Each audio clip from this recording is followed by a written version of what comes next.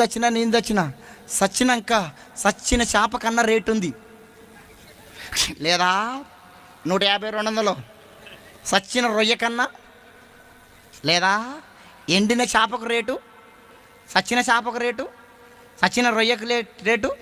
నువ్వు చచ్చేవాడన్నా కొంటాడా? 5 రూపాయలకు కొంటాడా? 10 రూపాయలకు కొంటాడా? ఉత్తగా తీసుకపో.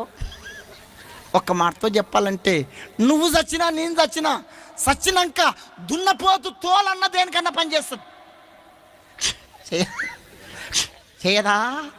దున్నపోతు తోలన్నా చెప్పరే, నీ తోలు నా తోలు, నీ తోలు నా తోలు.